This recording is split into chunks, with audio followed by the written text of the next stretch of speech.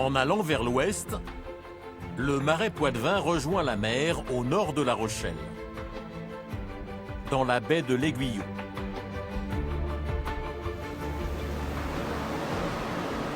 C'est ici, près de la côte, qu'un petit hydravion s'apprête à décoller.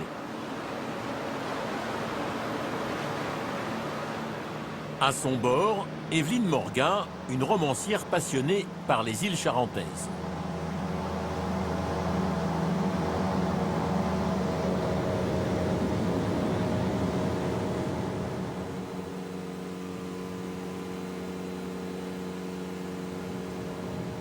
On a l'impression que la zone, elle est très abritée, que tout est calme ici.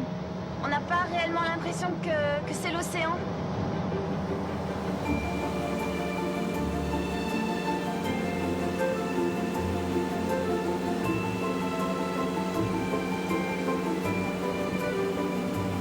La jeune femme a demandé au pilote de prendre la direction d'Oléron, l'île où elle est née. Ce matin, elle va survoler à basse altitude tout l'archipel charentais.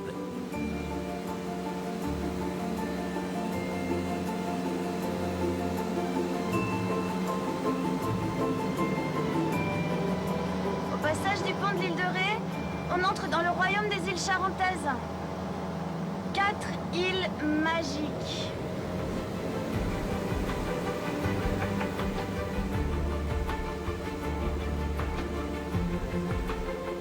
En chemin, Evelyne va parcourir le Pertuis d'Antioche, une mer intérieure dessinée par l'île de Ré au nord,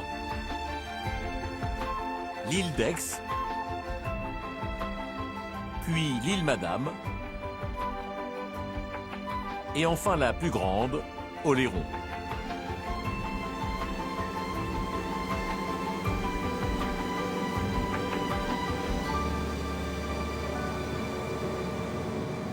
En fait, ce Pertuis d'Antioche, c'est un écrin maritime. Ça a l'air confiné, tellement protégé, abrité.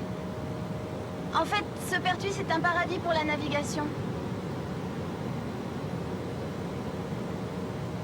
Quand on regarde la mer, là juste en dessous, ça va de l'argenté au doré, parce que les eaux sont calmes.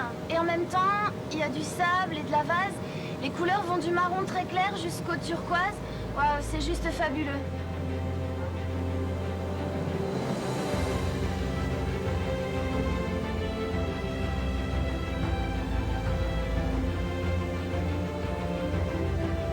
Après 20 minutes de vol, l'hydravion atteint le fort Boyard, construit au XVIIe siècle par Vauban pour protéger l'estuaire de la Charente.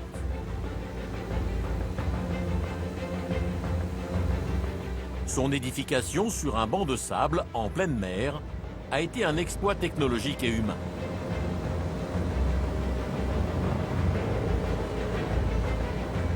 Alors ça, c'est un bâtiment qui, moi, m'a toujours fasciné.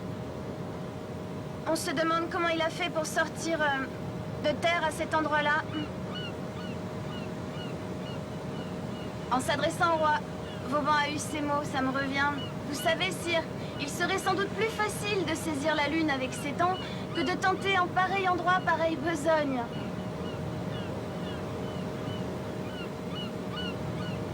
Et finalement, il a été construit ce fort.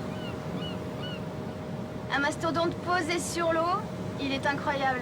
En fait, on s'en lasse pas. En même temps, merci aux Anglais de nous avoir fait si peur et d'avoir permis aux Français de construire un tel monument.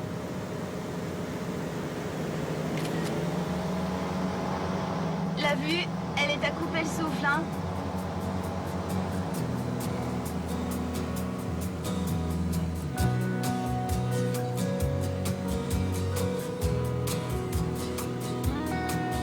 Juste en face du fort Boyard apparaît l'île d'Aix, un croissant de terre d'à peine 3 km de long.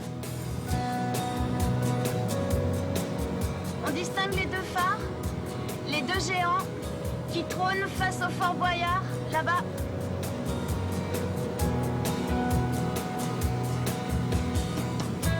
Ici aussi, Vauban a érigé des fortifications.